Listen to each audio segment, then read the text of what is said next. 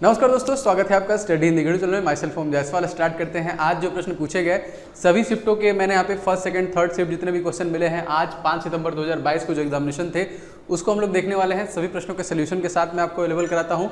और दोस्तों क्या क्या प्रश्नों में बदलाव देखने के लिए मिल रहे हैं हमको साइंस सेकंड में, जीके सेकंड में, हम आराम से देख के समझ भी सकते हैं इन सभी रिव्यू को। और उन्हीं सभी टॉपिक को पढ़िएगा जो टॉपिक मैं आपको रिकमेंड करूंगा इस पर्टिकुलर सेशन को।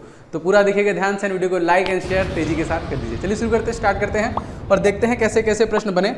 दोस्तों मैंने आपसे कहा था कि आप रिव्यू जरूर देखा करो क्योंकि बहुत सारे ऐसे प्रश्न हैं जो रिवाइज किए जा रहे हैं। जैसे पहला प्रश्न दोस्तों, मौलिक कर्तव्य किस अनुच्छेद में है? बताइए आपको कितनी बार बताया गया है कि मौलिक कर्तव्य दोस्तों ये कहाँ से लिया गया है, किस देश के संविधान से? रसिया से लिया गया है और ये आर्टिकल नंबर 51A में है। बहुत बार, ठीक है। तो इसमें टोटल दोस्तों कितने 11 आपके मौलिक कर्तव्य संबंधित है, जो कि ये अनुच्छेद 1976 में 42वां संविधान संशोधन अधिनियम द्वारा जोड़ा गया था। और प्रकृति में गैर न्यायिक यह लेख केवल भारतीय नागरिकों के लिए स्पेशली है। और दोस्तों क्वेश्चन बहुत बार आता है 42वां संविधान संशोधन, इससे भी क्वेश्चन आ चुका है। इसे हम लोग क्या कहते हैं दोस्तों? इसे हम लोग कहते हैं मिनी कॉन्स्टिट्यूशन। याद रखिएगा, जो आपका कब हुआ था? 1976 में, 76 में। इसमें धर्मनिरपेक्ष आपका धर्मनिरपेक्ष समाजवाद इन सभी जो कि शब्दों को जोड़ा गया था, ठीक है। चलिए दूसरे प्रश्न, सभी प्रश्नों को ध्यान से देखिएगा। भारत में 2023 में आईओसी की मीटिंग कहां पर हुई? देखिए ये प्रश्न आपसे पूछा था। इंटरनेशनल ओलंपिक कमेटी इसका फुल फॉर्म है। तो दोस्तों ये महाराष्ट्र में दोस्तों हुआ। कहां पे हुआ दोस्तों? याद रखेंगे, ये हुआ आपका महाराष्ट्र में। और दोस्तों महाराष्ट्र में रिसेंटली यहाँ के सीएम जो है दोस्तों बदले गए हैं, तो आप लोग को उनको कमेंट करके बताना है उनका नाम। तो देखिए 2023 में Bharat international Olympic committee IOC members meeting की मेजबानी कर रहा है। अपकमिंग जो है यह आयोजन मुंबई के रिलायंस जियो वर्ल्ड सेंटर में दोस्तों होगा। खास बात यह है कि 1983 के बाद यह पहला ऐसा मौका है जब भारत आईओसी मेंबर्स की मीटिंग होस्ट करने की जिम्मेदारी ले रहा है। 37 साल पहले देखिए यह मीटिंग हुई थी कहां पे? दिल्ली। तो करंट अफेयर्स के अपकमिंग गेम से रिलेटेड प्रश्न बन रहे हैं, इनको आप एक बार रिवाइज करके जाइए। मैं आपको साथ साथ बता चलूंगा कौन कौन से टॉपिक रिवाइज करना है जिनका भी आगामी फेज में है। चलिए आगे देखते हैं कैसे प्रश्न बने। कोई नदी जब समुद्र से मिलने से पहले कई छोटे छोटे मुहाने में बढ़ जाती है दोस्तों, इसे क्या कहते हैं दोस्तों? तो यहाँ पे देखिए क्या होगा, यहाँ पे देखिए ये प्रश्न दोबारा पूछे गए हैं ना। इस प्रकार के प्रश्न आपसे बार बार पूछे जा रहे हैं। रिव्यू के क्वेश्चन को आप छोड़ा मत करिए, ठीक है। चलिए आगे बढ़ते हैं। क्वेश्चन देखिए, पदार्थ की प्रतिरोधकता किस पर निर्भर करती है?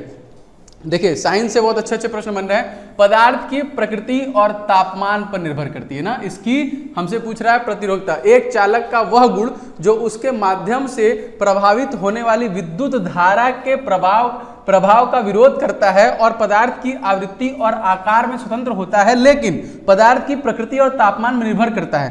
तो दोस्तों इसके क्या कहलाता है? प्रतिरोधकता कहलाता है, ठीक है। चलिए आगे बढ़ते हैं, देखते हैं और कौन कौन से क्वेश्चन बन रहे हैं। जनरेटर के शाफ्ट को अगर तेजी से घुमाया जाता है तो दोस्तों क्या होता है? चुंबकीय क्षेत्र देखिए यहाँ पे बढ़ जाता है। साइंस का वही आपका एनसीईआरटी जमलट के ही सारे क्वेश्चन आ रहे हैं, घुमा फिरा के एक बार रिवीजन मारिए।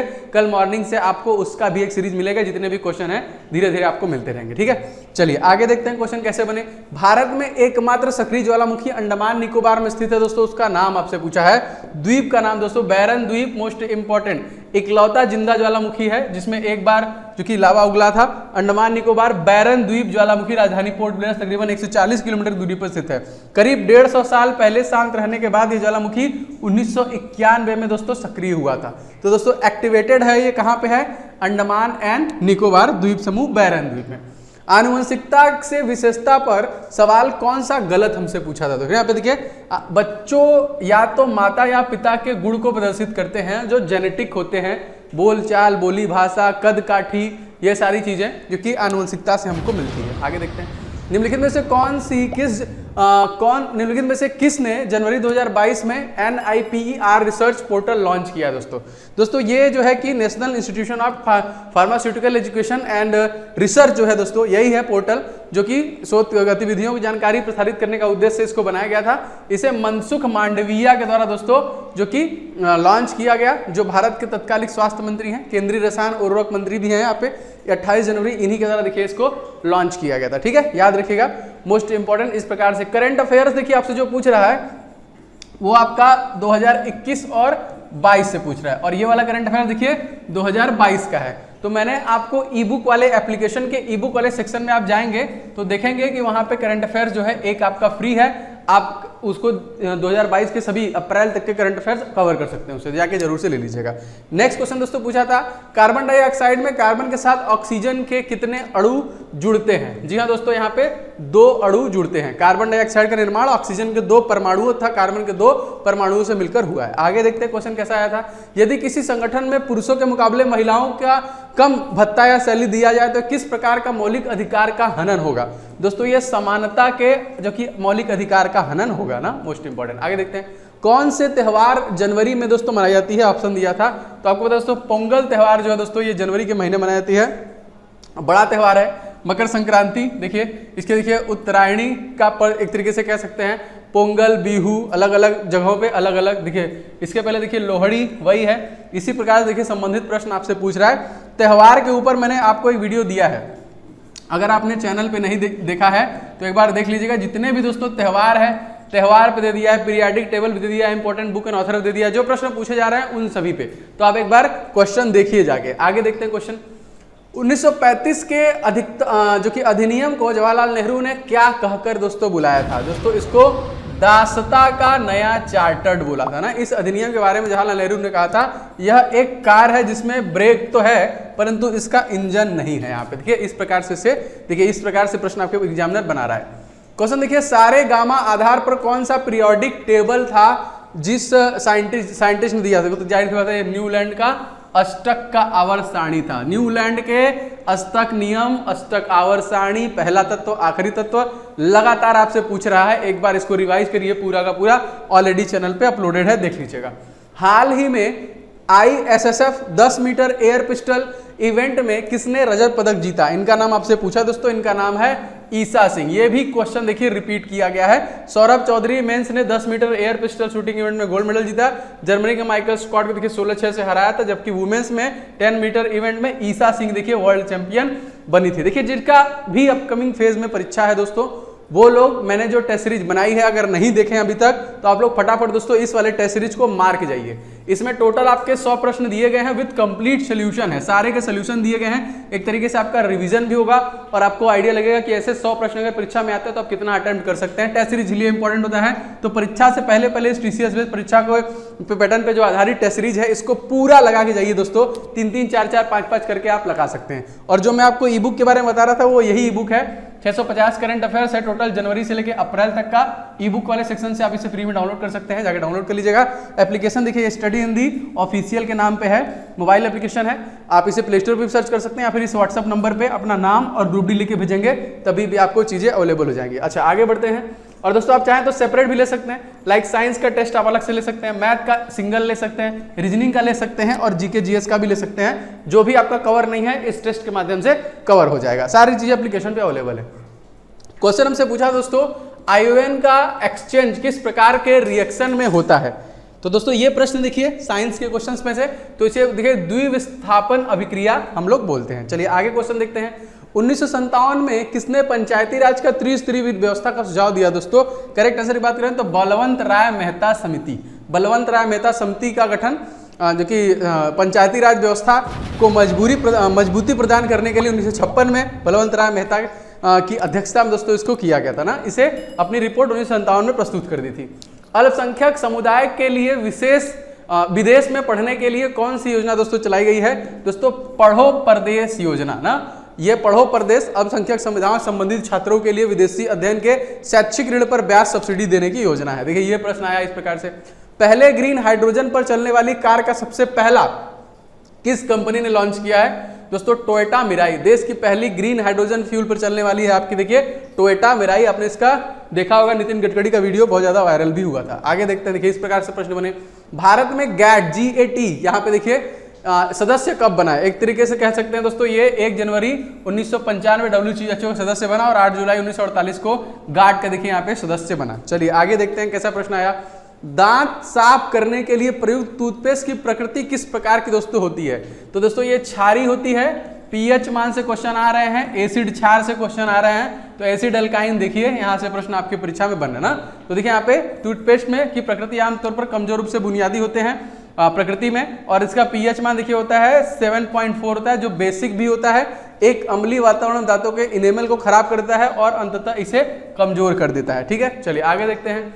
तमिलनाडु की भाषा तमिल किस शैली दोस्तों है? दोस्तों ये जो शैली है ये आपकी द्रविड़ शैली है। नेक्स्ट क्वेश्चन देखते हैं। SO3+H2O का उत्पादन दोस्तों क्या होगा? यहाँ पे इस प्रकार से जो कि रासायनिक अभिक्रिया से प्रश्न बने हैं तो H2SO4। राज्य के निर्देशित तत्व का किस अनुच्छेद दोस्तों वर्णन किया गया है? तो आर्टिकल नंबर 36 से 51 के बीच में ही दोस्तों जो कि किया गया है। अब आप लोग कमेंट करके बता सकते हैं कि ये किस देश के संविधान से लिया गया है, तो कमेंट करके जरूर से बताइएगा। चलिए आगे देखते हैं।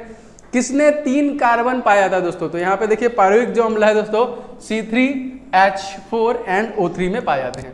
भारतीय संविधान द्वारा शक्तियों का विभाजन किस जो कि सूचियों के द्वारा किया जाता है दोस्तों? तो यहाँ पे देखिए 3 संविधान की 7वीं अनुसूची में केंद्र, राज्य और बीच विधायी शक्तियां का विवरण प्रदान किया गया है। विधायी विषय को देखिए प्रथम सूची संघ सूची, द्वितीय सूची समवर्ती सूची और तृतीय सूची देखिए राज्य सूची में बांटा गया है। और ये लिस्ट अगर आपसे पूछेगा किस अनुसूची में है तो 7वीं अनुसूची में आपका ये सारा लिस्ट आपको देखने के लिए मिल जाएगा। नेक्स्ट देखते हैं। पराबैंगनी किरणों में से कौन सी दोस्तों बीमारी होती है दोस्तों? तो इसमें देखिए त्वचा का कैंसर आपका हो जाता है। क्या होता है?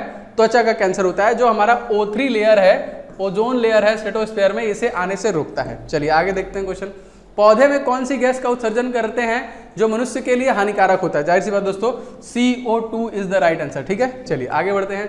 पेट्रोलियम, कोयला, जीवाश्म ईंधन किस तरह की स्रोत है दोस्तों? तो ये एक गैर नवीनीकरण है, मोस्ट इंपॉर्टेंट, इसीलिए देखिए समस्या हो रहा है। नवीनीकरण है यहाँ पे, जो कि लाखों वर्ष से कोयला, पेट्रोलियम का निर्माण पृथ्वी के नीचे से यहाँ पे हो रहा है, और ये तीनों पृथ्वी के धरातल में प्राप्त होने वाले ईंधन इसलिए है, इन्हें देखिए जीवाश्म ईंधन हम कहते हैं। आगे बढ़ते हैं।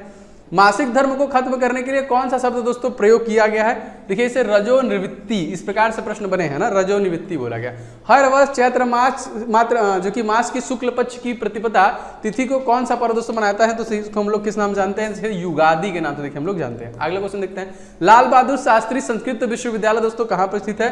दोस्तों ये आपका नई दिल्ली में स्थित है, और वर्तमान यहाँ के कुलपति प्रोफेसर जो है मुरली मनोहर जी हैं, मुरली मनोहर पाठक। केंद्र और राज्य के बीच में शक्तियों का बंटवारा, वंस अगेन ये 7वीं अनुसूची ही है, जिसमें मैंने आपको बताया कि स्टेट लिस्ट है, यूनियन लिस्ट है एंड कॉन्करेंट लिस्ट है, तीनों आपको इसी में मिल जाएंगे। नेक्स्ट बढ़ते हैं।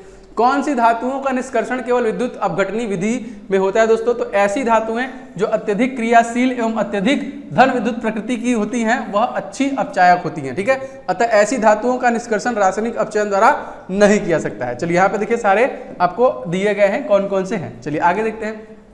भारतीय राष्ट्रीय भुगतान निगम द्वारा लॉन्च किया गया जो कि ई रूपी किस पर आधारित होता है? तो ये बाउचर आधारित भुगतान प्रणाली है ना।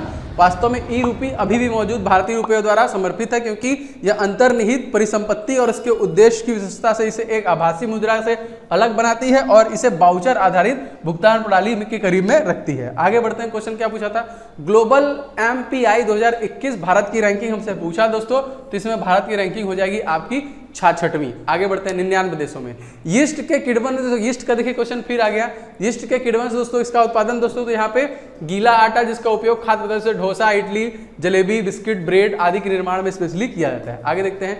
देखिए ये सारे प्रश्न दोस्तों आज बने हैं जो आपके मिले हैं, और भी देखिए रीजनिंग और मैथ के क्वेश्चन कुछ मिले हैं, मैं बना रहा हूँ, उसका नोटिफिकेशन आपको नहीं जाएगा, लेकिन आप उसे ले लीजिए, आके चैनल पे देख लीजिएगा, क्योंकि थोड़ा देखते रहिएगा कि 3 ही वीडियो नोटिफिकेशन जाता है, उससे ज़्यादा नोटिफिकेशन आपका जाता नहीं है। तो दोस्तों इस वीडियो को आपने अभी तक लाइक नहीं किया है तो लाइक कर दीजिएगा। वंस अगेन ये वाला टेस्ट दोस्तों बहुत इंपॉर्टेंट है, टेस्ट सीरीज, जो कि मोस्ट एक्सपेक्टेड टेस्ट सीरीज हमने बनाया है, हमारी टीम द्वारा बनाया गया है। सभी 100 प्रश्नों को आप देखिए कितने समय में लगा पा रहे हैं, कितना सही हो रहा है, कितना गलत हो रहा है, सारे का सोल्यूशन दिया गया है, जिससे कि आप उसे रिवीजन कर पाएंगे और आप चेक कर पाएंगे कि अगर इस प्रकार से ग्रुप डी में प्रश्न बन रहे हैं तो आप 100 में से कितना प्रश्न कर सकते हैं। इसी प्रकार आप चाहें तो सेपरेट भी ले सकते हैं। साइंस में ज्यादा प्रॉब्लम हो रहा है, साइंस का ले लीजिए। जीके जीएस करंट अफेयर्स नहीं कवर है तो आप इससे कर सकते हैं। मैथ की प्रैक्टिस इस टेस्ट सीरीज कर सकते हैं। रीजनिंग की देखिए 51 सेट वाले कर सकते हैं। ठीक है, और यहाँ पे देखिए मेरे सारे ई बुक्स आपको मिल जाएंगे और सारे टेस्ट सीरीज एक साथ मिल जाएंगे कॉम्बो ऑफर में जो मैंने लॉन्च किया है, आप इसे भी ले सकते हैं। थोड़ा बहुत देखिए बदलाव किया जा रहा है, पैटर्न में लगातार लेवल थोड़ा बढ़ रहा है। अपकमिंग आने वाले एग्जामिनेशन में कैलकुलेशन बढ़ रहा है, लेकिन आपको उससे घबराना नहीं है। आप जितना भी कर सकते हैं अपना 100% दे के आइए, कोशिश कीजिएगा, गलती मत कीजिएगा, एक्यूरेसी मेंटेन करके रखिएगा, निश्चित तौर पे आप क्वालिफाई होंगे। क्योंकि पेपर अगर आपके लिए टफ है, अगर आपने अच्छे से पढ़ा तो पेपर सबके लिए टफ है, तो नॉलेज जब होगा तो सबका नंबर इक्वल होगा। तो इसीलिए गलती मत कीजिएगा, ट्राई कीजिएगा कम समय में मैक्सिमम अटेम्प्ट करने का, और जो भी क्वेश्चन फंस रहा है उसे आप स्किप कर सकते हैं। दोस्तों इस वीडियो को लाइक आप जरूर कीजिएगा, शेयर कीजिए दोस्तों के साथ, एंड चैनल पर नए होंगे तो सब्सक्राइब करके बेल बटन को जरूर दबा लीजिएगा। लगातार आपको railway group D classes important जितने भी क्वेश्चन के रिव्यू हैं, जितने टॉपिक बन सकते हैं, आप लगातार चैनल पे आके देख सकते हैं। मैं वही सारे कंटेंट ला रहा हूं जो आपके लिए ऑथेंटिक, ओरिजिनल और आपके लिए जरूरी है। बेवजह कोई भी टॉपिक आपको यहाँ पे नहीं मिल रहा है। मेरे नेक्स्ट वीडियो में, जय हिंद।